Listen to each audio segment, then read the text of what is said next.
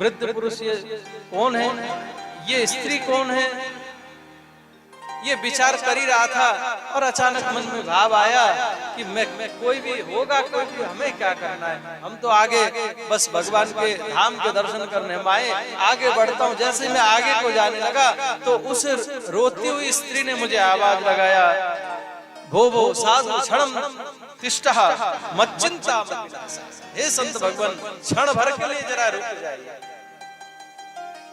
बोले क्यों रुके? बोले मच्चिंता मत विनाशः, मेरे चिंता का आप निराकरण करिए, समाधान दीजिए। क्या चिंता है? अब उस कन्या ने कहा, दर्शनम तब लोकस्य सर्वथा गरम परम। आप जैसे संत भक्तों के दर्शन मात्र से सर्वथा, अग कहते हैं पाप को सजना, पाप राशि जल करके नष्ट हो जाया करते हैं। संत दर्शन, भगवान के भक्तों का दर्शन की महत्वता क्यों है, संतों के दर्शन की महत्वता क्यों है? इसलिए है कि संत दर्शन, भगवत भक्तों के दर्शन मात्र से सज्जनों हमारे जीवन के पाप नष्ट हो जाते हैं। यही संत दर्शन की महिमा है। और हमारे नीतिकार तो कहते हैं, साधुनाम दर्शनम पुण्यम तीर्थ भूताई साधव, तीर्थ फलतिकारेण सत्य साधु समागम। साधुनाम दर्शनम पुण्यम, संत दर्शन कर, संत के दर्शन से, भगवत भक्तों के दर्शन से पुण्य की प्राप्ति होती है, हमारे पाप नष्ट हो जाते हैं, हम पवित्र बन जाते हैं। और इतनी संत दर्शन की महिमा है कि हम अनेकों तीर्थों के दर्शन करके आए सज्जनों, पर तीर्थ दर्शन का लाभ आपको कालांतर में मिलेगा, पर संत दर्शन का लाभ तत्क्षण मिलता है।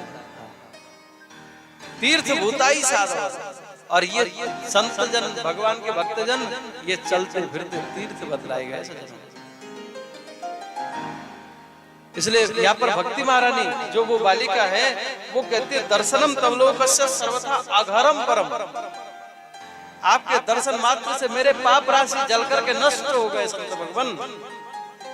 तब नारद जी ने परिचय पूछा, देवी आखिर तुम अपना परिचय तो दो, तुम कौन हो? तुम्हारे पास ये मरणासन्न अवस्था में पड़े हुए वयोवृद्ध पुरुष कौन है? और ये जो स्त्री आने को आपकी सेवा कर रही है, ये कौन है? तब उस बालिका ने अपना परिचय दिया।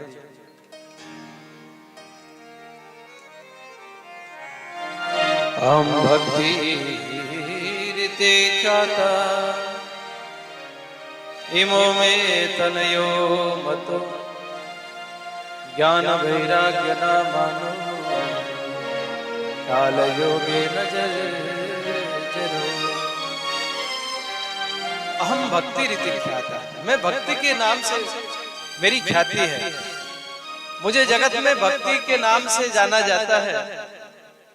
इमो में तनयो मतो, ये जो वयोवृद्ध पुरुष अचेत अवस्था में पड़े हुए आप देख रहे हैं, हे संत भगवान, यही मेरे दुख का कारण है। बोले ये कौन है? बोले ये मेरे बेटा है, ज्ञान और वैराग्य, और मेरे दुख का कारण यही है। इसी कारण से मैं रो रही हूँ कि मैं जवान हूँ और मेरे बच्चे बुरे। और ध्यान देना चाहिए, सबसे बड़ा दुख माता पिता के जीवन में यही होता है कि अगर बच्चे परेशान हो तो माता पिता बहुत अधिक परेशान होते हैं, और बच्चे सुखपूर्वक हो, प्रसन्नता के साथ में हो, तो माता पिता के जीवन में कितना भी कष्ट क्यों न हो, उनको कष्ट नहीं लगता। फिर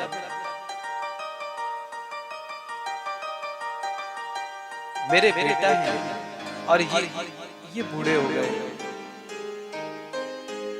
इनको यौवनावस्था की प्राप्ति कैसे होगी? और हे संत भगवान, ये जो स्त्रियां हैं ये और कोई नहीं, अभी तो अनेकों नदियां, गंगाद्या सरिता शेमा मत्स्यवार्थ समागतः, गंगा सरस्वती सरिता आदि अनेकों पवित्र नदियां स्त्री का रूप लेकर के मेरी सेवा में प्रकट हुई हैं।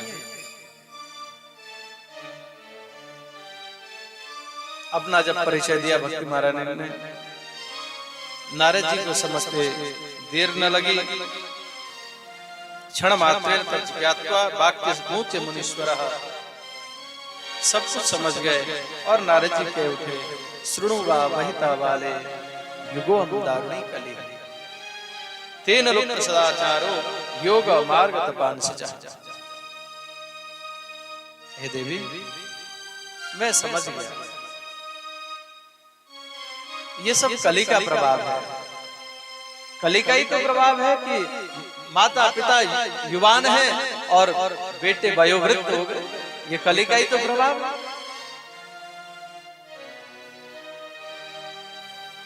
देवी, मैं तुम्हें वचन देता हूं कि तुम्हारे बेटाओं का बुढ़ापा मैं दूर करूंगा, तुम निश्चिंत हो जाओ। आज तो जैसे ही नारद जी ने आश्वासन दिया सज्जनों, भक्ति महारानी को और क्या चाहिए। अब तो भक्ति महारानी का शोक दूर हो गया, ये विश्वास हो गया कि संत ने आश्वासन दिया है, अब मुझे शोक करने की जरूरत नहीं है। सज्जनों, उपाय किया नारद जी ने।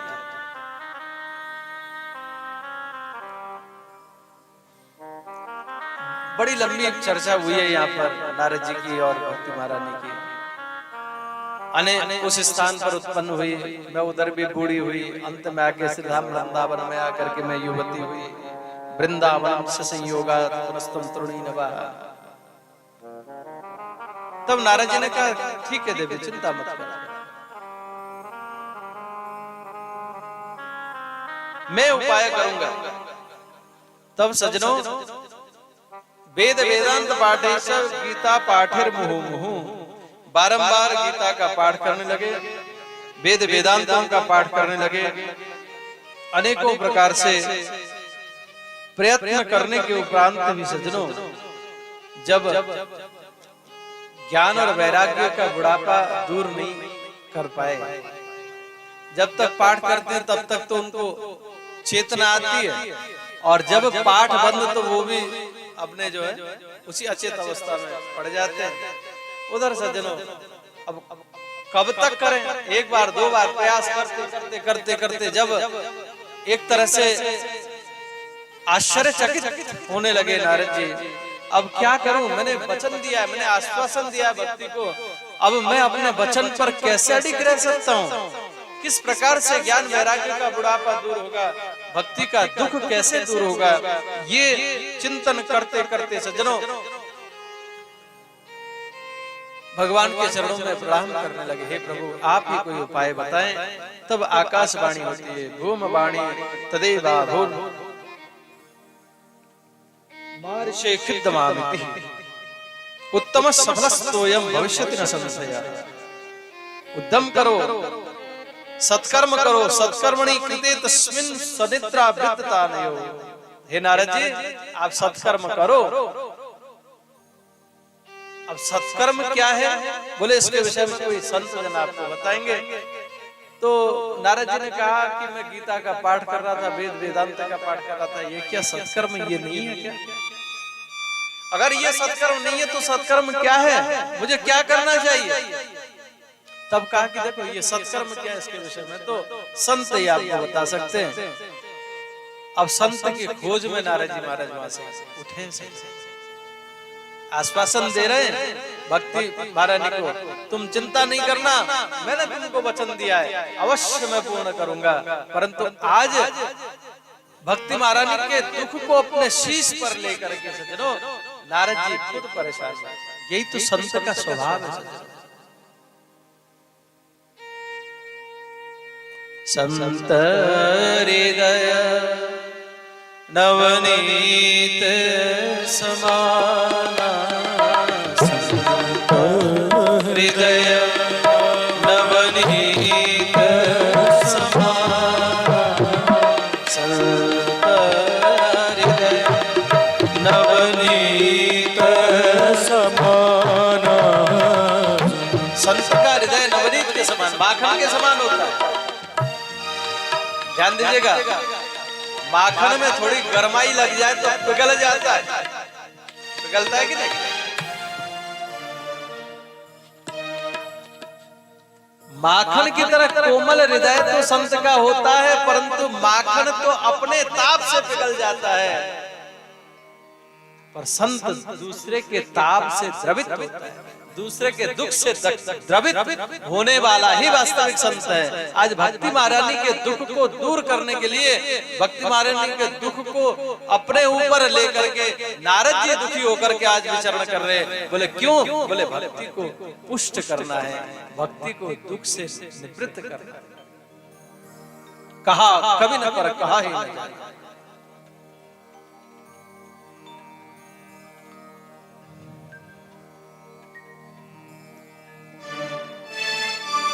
दूसरे के दुख को देख करके द्रवित होकर उसके दुख को दूर करने का प्रयत्न जो करे वही तो वास्तविक संत है। और ऐसे जो वास्तविक संत नारद जी महाराज आज भक्ति महारानी के दुख को दूर करने के लिए सज्जनों आगे बढ़े हैं, संत की तलाश में गए हैं। आकाशवाणी ने कहा था कि संत ही ये बताएंगे, तब संत कौन संत से बताएंगे हमें? संत की खोज में जा रहे हैं सज्जनों। अब बड़े बड़े संत थे उस समय, किसी को पता पड़ा कि नारद जी सत्कर्म क्या है ये पूछते हुए आ रहे हैं, अब क्या करें, हमें तो आता नहीं। अब यहाँ पर मुंह की भूता स्थान किया तंतु पलायिता, अनेकों संत जन तो उस समय के जो भी ऋषिगण संत जन नामी थे। भाई व्यक्ति जाता तो कहाँ जाता है? नाम में ही जाता है। कौन है ऐसा नामी? कौन किसका नाम बढ़िया? फलाने महाराज। अच्छा उन फलाने महाराज के बारे में सुन रखा है। अब ऐसे जो नामी ग्रामी महाराज थे भाग गए, कुछ तो आश्रम छोड़ के भाग गए, कुछ ने मौन धारण कर लिया। बोले क्यों? बोले मौन रखा है तो न पूछेंगे न बोलना पड़ेगा, हमारी सेख बनी रहेगी। ये इंसान न सज्जनों कई प्रकार से अभिमान को पाले बैठा है, पाले बैठा है कि नहीं? कभी कभी हम मानते हमारे समकक्ष ने कोई अच्छी बात कही, हमारा दिल उसको स्वीकार कर रहा है, पर हम उसको नहीं मानते। कल हम आते समय हमारे भाइयों से चर्चा चल रही थी, और ये यथार्थ बात है। हम जानते, हमारी अंतरात्मा जानती है कि ये हमारे लिए कारगर बात कह रहा है, पर नहीं साहब हम क्यों मानेंगे? नहीं मानेंगे। क्यों नहीं मानते? बोले हमारा अभिमान उसको स्वीकार नहीं करता, हम उसको बड़ा नहीं बनने देना चाहते, हम उसको बड़ा नहीं। यही तो है, व्यक्ति हर कहीं ना कहीं से कई तरह से सज्जनों अभिमान से भरा पड़ा, कुट के भरा हुआ है हमारे अंदर अभिमान। और वास्तविक भक्त कौन है? वास्तविक संत कौन है? जो ये विविध प्रकार के अभिमानों को जिसने तिलांजलि दिया वही सच्चा ज्ञानी है, वही सच्चा भक्त है, वही सच्चा संत है। और जहां पर हमारा जीवन अभिमान से शून्य हो गया, फिर आनंद ही आनंद है। प्रेम जब अनंत हो गया, रोम रोम संत हो गया। अभिमान के दूर होते ही हमारा जीवन एक संत का जीवन बन जाता है। ध्यान दीजिएगा, संत यानी कि सज्जनता।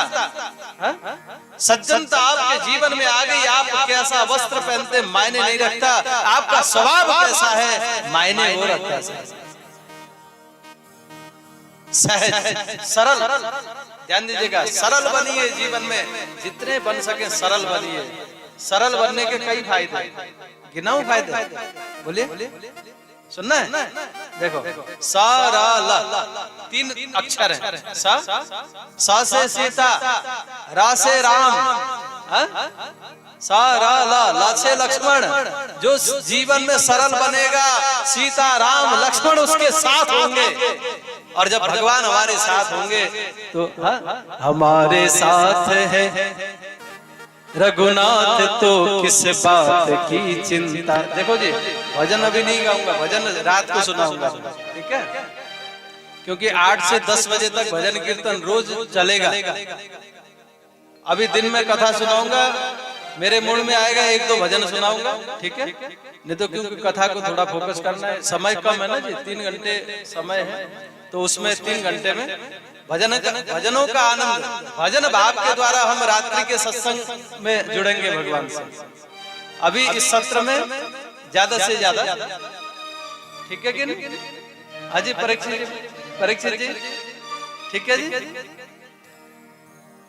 तो सरल बनिए, सरल बनने के बड़े लाभ हैं। हाँ, जो सरल होता है, जो सहज होता है, वही वास्तविक जीवन को एंजॉय के साथ जी सकता है। अभिमानियों के बस की बात नहीं है। तो मैं निवेदन कर रहा था, ऐसे संत के चरणों में अपनी संपूर्ण समस्या जब डाल दी। अब कई भाग खड़े हुए उधर जा रहे थे, कोई नहीं मिला, तब अंत में जाकर के नारद जी ने कहा, हे संत भगवान, कोई और तो संत मिला नहीं, अब 4 कुमार आप मिले हो, आपसे श्रेष्ठ संत और कोई दुनिया में हो नहीं सकता। आपने पूछा परेशानी का कारण क्या है, उदास क्यों है, लोभ का धन खो जाता है तो ऐसा परेशान होता है, उसी तरह तुम्हारी स्थिति बिल्कुल सही कहा आपने, मेरी स्थिति वैसी है। अब आप बताओ मुझे क्या करना चाहिए कि भक्ति महारानी का दुख दूर हो, आप बताइए, आपसे बढ़कर के भला संत और कौन हो सकता है। तब यहाँ पर जैसे निवेदन किया सज्जनों, तब यहाँ पर 4 कुमारों ने कहा, देखो नारद जी, बिल्कुल हम श्रवण कराएंगे, सत्कर्म असूत को नूनम ज्ञान यज्ञ स्मृतो बुधई, श्रीमद् भागवत लाभ सतु गीत सुखादि। सत्कर्म क्या है? बोले श्रीमद् भागवत सप्ताह ज्ञान महायज्ञ का आयोजन हो, और उसमें भक्ति ज्ञान और वैराग्य का वर्धन हो जाएगा, भक्ति का दुख दूर हो जाएगा, ज्ञान वैराग्य का बुढ़ापा दूर हो जाएगा।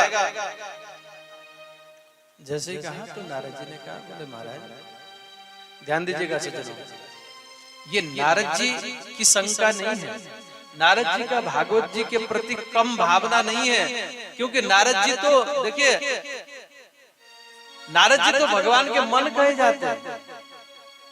भगवान के मन यानी नारद जी को पता था कली काल में आने वाले जो प्राणी हैं उनकी कितनी मंद बुद्धि होगी। हाँ, मंद असमंद मतयो मध्य भाग द्रुतः, हाँ, पाखंडा निरता संता विरक्ता कैसी कैसी स्थिति होगी, सब जानते थे। हमारी शंकाओं को समाधान करने के लिए नारद जी ने ये लीला करी है। भला कैसे हो सकता है कि एक माना कि भागवत कल्प वृक्ष, वेद रूपी कल्प वृक्ष का पका हुआ फल है, जब वेद वेदांत से कुछ नहीं हुआ तो एक भागवत से क्या होगा, जैसे जिज्ञासा रखी। तब यहाँ पर अनेकों प्रकार से दृष्टांत के द्वारा समझाया नारद जी को 4 कुमारों ने। देखिए नारद जी, आम का वृक्ष कितना मीठा होता है, पर वृक्ष के अभाव में हम पत्ते को खाने लग जाए तो जो फल में स्वाद होता है वो पत्तों में होता है क्या? हाँ? जबकि रस तो पत्ते से ही जाता है। हम कहें कि वो इसके टहनियों में बड़ा स्वाद होता है, टहनी को चबाएं अच्छा लगता है, बिल्कुल।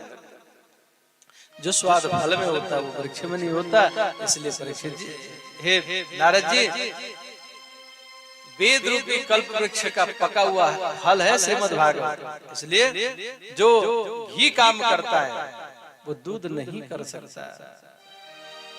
दिया तो घी में ही जलेगा, पर वो घी कहां से निकला है? बोले माना दूध से निकला है, परंतु क्रिया प्रक्रिया करनी पड़ेगी, दूध को गर्म करना पड़ेगा, जमाना पड़ेगा, मथना पड़ेगा, तब जाकर के घी निकलेगा, तब दीपक जलेगा।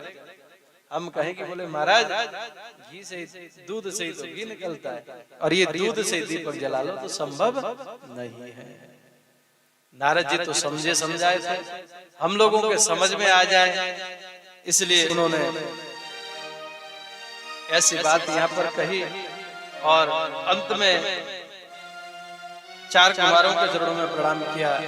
हे संत भगवान, जैसा जानो जैसा मानो, आप जैसा कहोगे वैसा हम करेंगे, बताइए अब हमें क्या करना होगा। तब 4 कुमारों ने कहा, श्रीमद् भागवत कथा का आयोजन करो। बोले कहाँ करें? बोले बद्री विशाल में मुलाकात हुई है। भेंट वार्ता कहाँ पे हुई? बोले बद्री विशाल में। बोले अब कथा का आयोजन कहाँ करो? बोले गंगा द्वार समीपे तो तटमानंद नामकम, हरिद्वार में, पवित्र भूमि। ध्यान दीजिएगा, पवित्र भूमि को देखते तो क्या बद्री विशाल की भूमि पवित्र भूमि नहीं है? बोले नर नारायण की भूमि। बोले किस लिए हरिद्वार में? बोले यहाँ पर संत जन बड़ा सुंदर भाव देते हैं। देखो, एक दीपक अगर हो घर में, लाइट चली जाए, हम चाहें कि भीतर भी उजाला हो बाहर भी उजाला हो, तो क्या करना होगा? तुलसीदास जी महाराज ने कहा, राम नाम मणिदीप धर जिह देह हरिद्वार। अगर हम भीतर बाहर उजाला करना चाहें तो जिस प्रकार से संसार के अंधेरे को दूर करना है,